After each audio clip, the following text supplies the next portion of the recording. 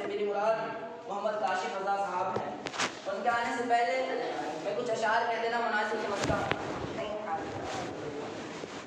ان کے آنے سے پہلے میں کچھ اشعار کہنا مناسب سمجھتا ہوں کہ اے میرے شاہ عرب اور عجم تیرے ہیں، اے میرے شاہ عرب اور عجم تیرے ہیں، عرش نے شوق سے چومے جو قدم تیرے ہیں۔ اے میرے شاہ عرب اور عجم تیرے ہیں، عرش نے شوق سے چومے جو قدم تیرے ہیں۔ اتنے تارے بھی کہاں چشمے فلک نے دیکھے، اتنے تارے بھی کہاں چشمے فلک نے دیکھے، جتنے امت پہ کرم شاہ امم تیرے ہیں۔ اور آج بھی رحمت رحمان صدا دیتی ہے کہ محمد سے وفا تو نے ہم تیرے ہیں، یہ جہاں چیز ہے کیا لوح و قلم تیرے ہیں۔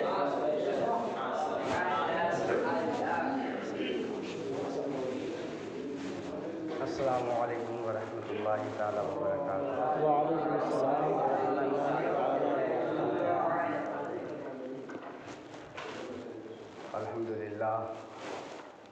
الحمد للہ رب العالمین، والصلاة والسلام علی من کان نبیا وآدم بین الماء والطین وآلہ وصحبہ اجمعین، اما بعد، فاعوذ باللہ من الشیطان الرجیم، بسم اللہ الرحمن الرحیم۔ قل ان کنتم تحبون اللہ فاتبعونی یحببکم اللہ ویغفر لکم ذنوبکم واللہ غفور رحیم۔ سورہ آل عمران، تیسرا پارہ، چوتھا رکوع۔ صدق اللہ العظیم وصدق رسولہ النبی الامین الکریم، ونحن علی ذلک لمن الشاہدین والشاکرین، والحمد للہ رب العالمین۔ اللہ کی سرتابہ قدم شان ہے یہ، انسان نہیں انسان وہ انسان ہے یہ، قرآن تو ایمان بتاتا ہے انہیں، ایمان یہ کہتا ہے میری جان ہے یہ۔ سبحان اللہ، سبحان اللہ۔ ایمان یہ کہتا ہے میری جان ہے یہ، محمد کی محبت دین حق کی شرط اول ہے، محمد کی محبت دین حق کی شرط اول ہے، اسی میں ہو اگر خامی تو سب کچھ نامکمل ہے۔ محمد کی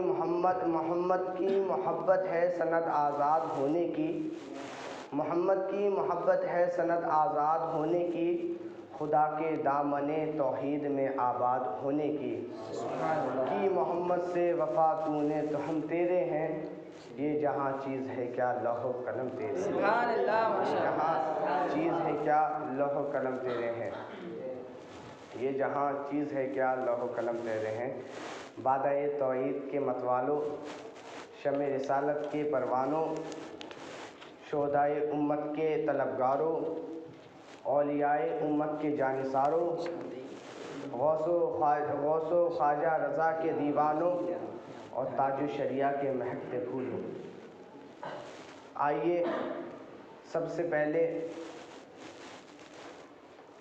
مؤدب ہو کر کے دل کی اتھا گہرائیوں کے ساتھ، دل کی اتھا گہرائی کے ساتھ گنبد خضرا کی جانب لو لگا کر حضور اقدس قاسم النعم، مالک الارض، رکاب امم، موتی منعم،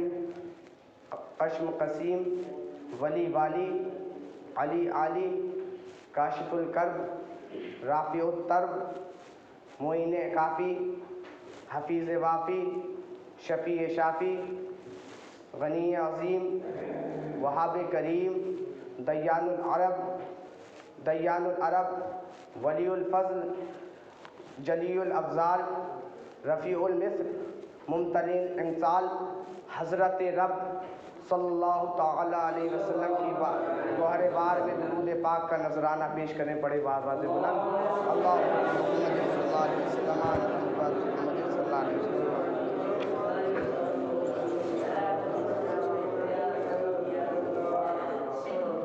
حاضرین محترم، میں نے جس خطبہ مسنونہ کے بعد جس آیت کریمہ کی تلاوت کری ہے، اس کا ترجمہ یوں ہے کہ اللہ تعالیٰ قرآن مقدس میں ارشاد فرماتا ہے قل ان کنتم تحبون اللہ فاتبعونی یحببکم اللہ ویغفر لکم ذنوبکم واللہ غفور رحیم۔ اے محبوب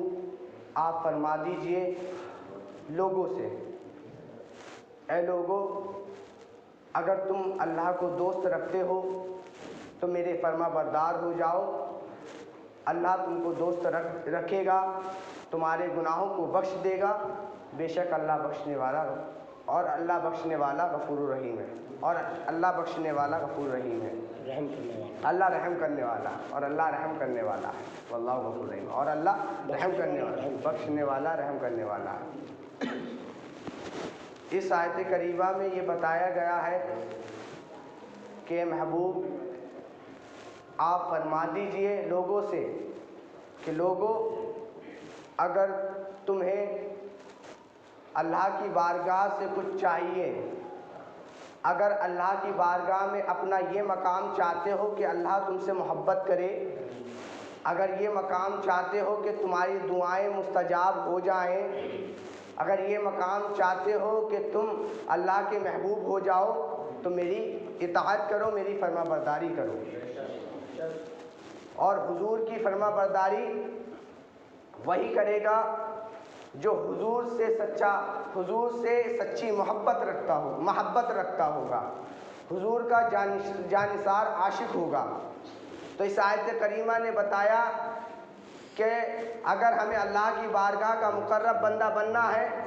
تو ہمیں حضور کی بارگاہ کا پہلے ادنا غلام بننا ہوگا، حضور کا سچا عاشق بننا ہوگا، حضور کے نقش قدم پر چلنے والا بننا ہوگا، اور حضور کی اطاعت کرنے والا بننا ہوگا۔ اور اسی کے بارے میں ایک جگہ قرآن مقدس میں ارشاد فرمایا اللہ رب العزت میں، یا ایھا الذین آمنوا اطیعوا اللہ واطیعوا الرسول، اے ایمان والو اطاعت کرو اللہ اس کے رسول کی۔ اور یہاں یہ فرمایا کہ اگر تم اللہ کی بارگاہ میں اپنا مقام بلند دیکھنا چاہتے ہو تو میرے محبوب کے فرما بردار ہو جاؤ۔ شان نزول حضرت ابن عباس رضی اللہ تعالی عنہما سے مروی ہے کہ رسول اللہ صلی اللہ تعالی علیہ وسلم قریش کے پاس ٹھہر گئے جنہوں نے خانہ کعبہ میں بت نصب کیے تھے اور انہیں سجا کر سجدے کرتے تھے۔ حضور اکرم صلی اللہ تبارک و تعالی علیہ وسلم نے فرمایا، اے گروہ قریش، اللہ کی قسم تم اپنے آبا حضرت ابراہیم حضرت اسماعیل کے دین پر نہیں، تم اپنے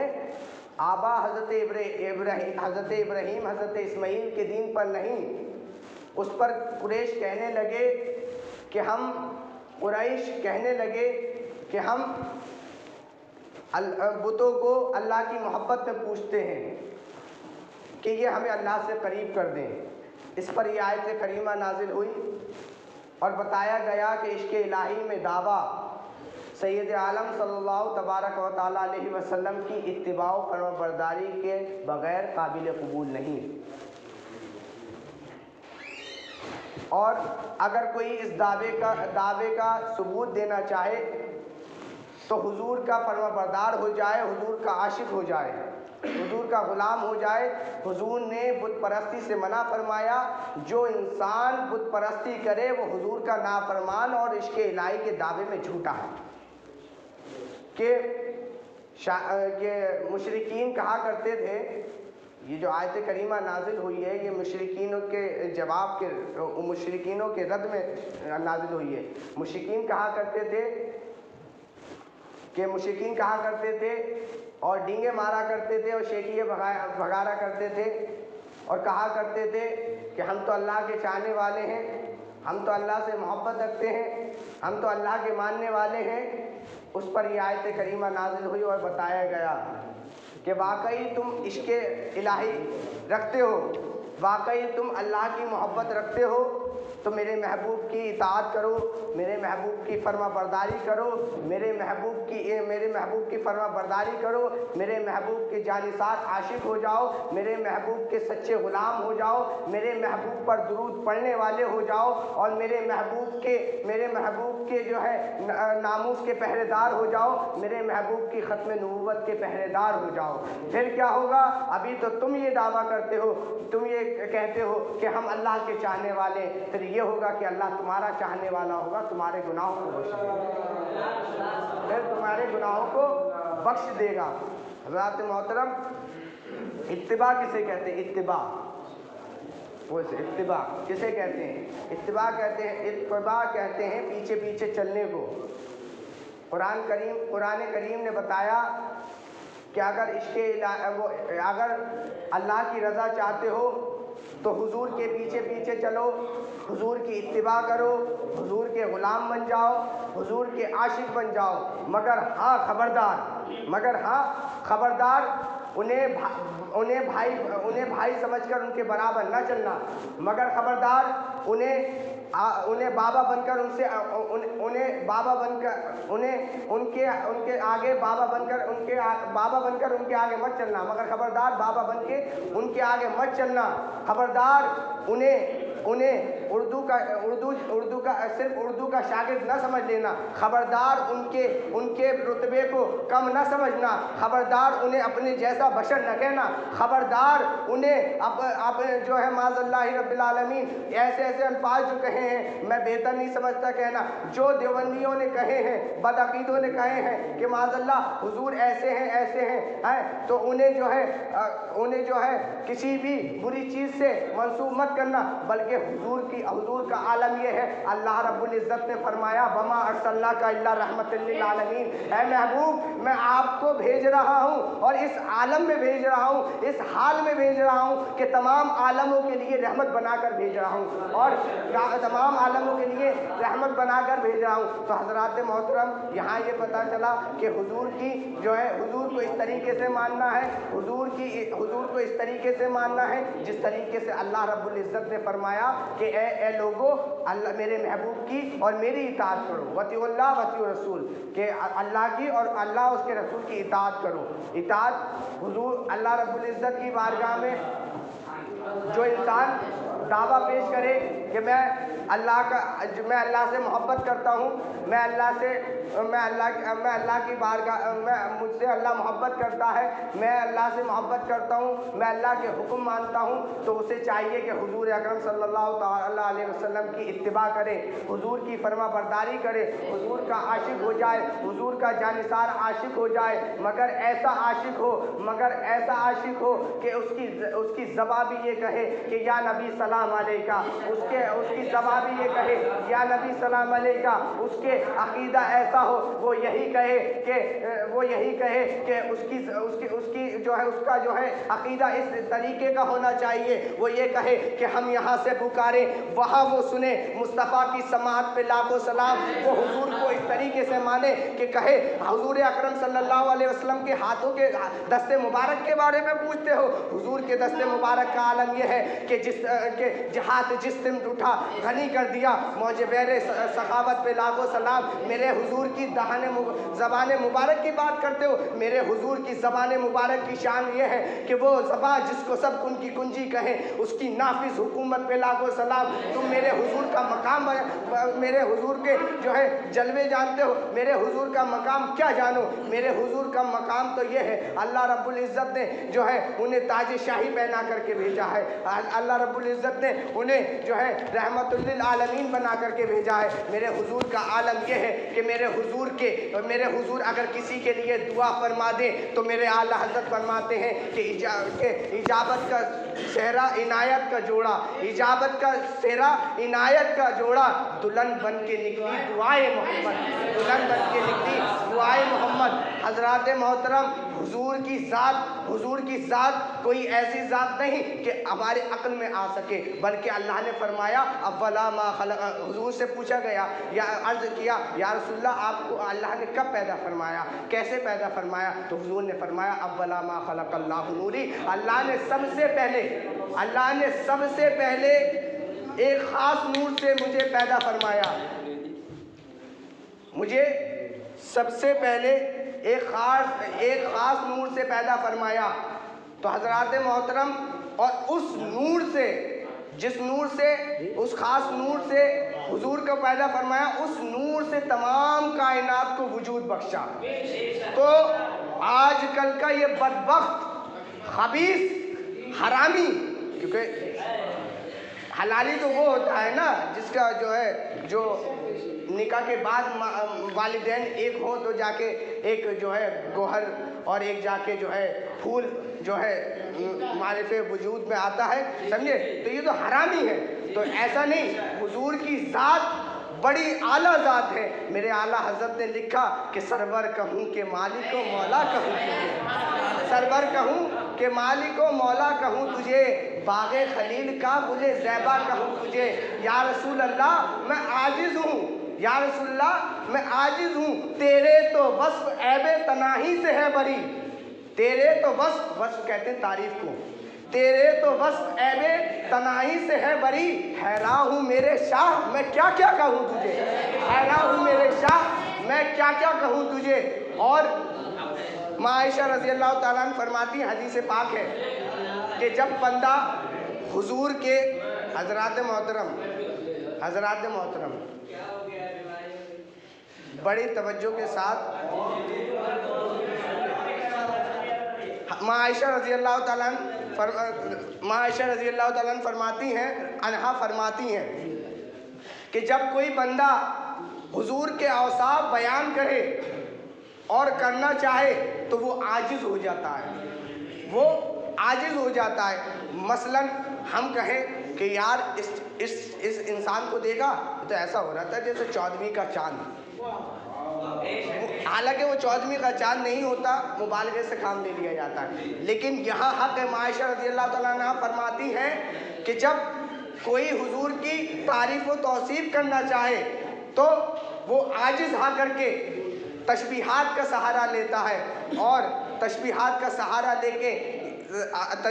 سہارا لیتا ہے اور کہتا ہے کہ یا رسول اللہ میں عاجز ہوں کہ لیکن رضا نے ختم سخن اس پہ کر دیا. میں کیا کہوں؟ آپ کو یہ کہوں کہ چاند تو آپ کے قدموں کی خیرات ہے، میں یہ کہوں کہ یہ ستارے تو آپ کے دامن کے موتی ہیں. میں کیا کہوں یا رسول اللہ، لیکن رضا نے ختم سخن اس پہ کر دیا. خالق کا بندہ خلق کا آقا کہوں تجھے، خالق کا بندہ خلق کا آقا کہوں تجھے. حضرات محترم، یہ جملہ اعلیٰ حضرت کا فقط اتنا ہی نہیں ہے کہ ہم نے کہہ دیا کہ خالق کا بندہ خلق کا آقا، اما خلق کا آقا یعنی کہ جو چیز تخلیق ہو گئی ہے، دنیا میں جو چیز موجود ہے، پیدا کر دی گئی ہے، اس کا آقا کہوں تجھے. تو پتہ یہ چلا کہ اللہ کے بعد کسی کا رتبہ ہے تو وہ محمد عربی صلی اللہ علیہ وسلم کا ہے. تو حضرات محترم، اب ایک سنیے، یہ جو آیت کریمہ جس کو میں نے تلاوت کیا اس کا یہ ہے کہ اس طریقے سے سمجھیے کہ جیسے ایک ڈبہ ٹرین کے پیچھے سفر کرتا ہے، ٹرین کے پیچھے وہی ڈبہ سفر کرتا ہے جو انجن کے پیچھے وہی ڈبہ سفر کرتا ہے. اے بھائی کیا بات ہے، بیٹھ جاؤں کیا؟ نہیں سنو یار، صحیح سے سنو ورنہ باہر جا کے بات کرو یار.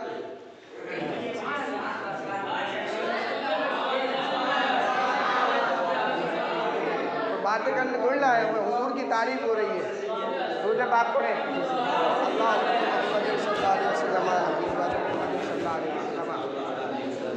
حضرات محترم، ٹرین کا وہی ڈبہ سفر کرتا ہے جو انجن سے لگا ہوتا ہے، ملا ہوتا ہے،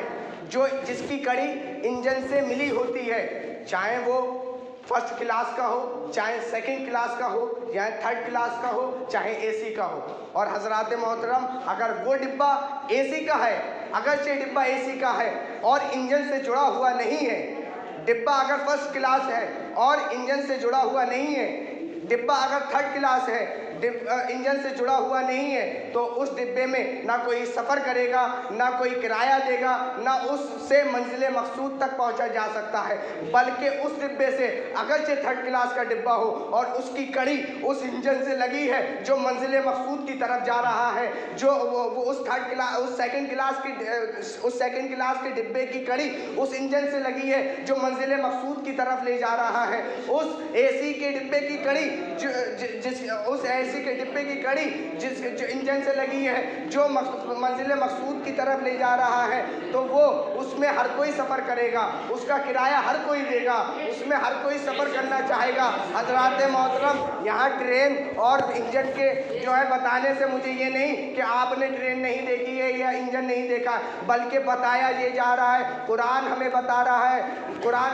रहा है कि हुजूर की इताअत करो, कि अगर तुम चाहते हो कि अल्लाह तुम पर रहम करे तो हुजूर की इताअत करो, हुजूर के दामन से जुड़ जाओ। जैसे कि मिसाल के तौर पे जैसे डिब्बा इंजन से जुड़ जाता है तो मंजिल मकसूद तक पहुंचता है, ऐसे ही हमें चाहिए कि हम हुजूर के दामन से वाबस्ता हो जाएं, हुजूर के दामन से जुड़ जाएं, हुजूर के दामन रहमत से जुड़ कर कहें या रसूल अल्लाह ये नाज ये अंदाज हमारे नहीं होते, या रसूल अल्लाह ये नाज ये अंदाज हमारे नहीं होते, झोली में अगर टुकड़े तुम्हारे नहीं होते, हिलती ना अगर भीख हुजूर आपके दर से, इस ठाट से मंगतों के गुजारे नहीं होते, इस ठाट से मंगतों के गुजारे नहीं होते, इस ठाट से मंगतों के गुजारे नहीं होते। और हज़रात मोहतरम, बस इसी पर अपनी गुफ्तगू का इख्तिताम करता हूँ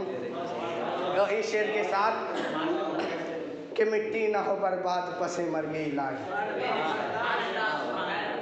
मैं इससे पहले ये कहूँ, मैं दुआ मांगूँ कि मैं क्यों कहूँ मुझे ये अता हो वो अता हो।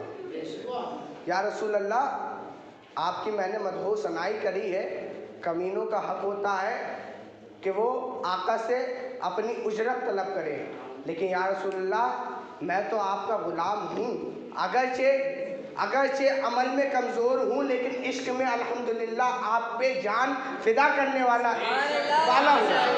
तो या रसूल अल्लाह मैं क्यों कहूँ मुझे ये अता हो वो अता हो,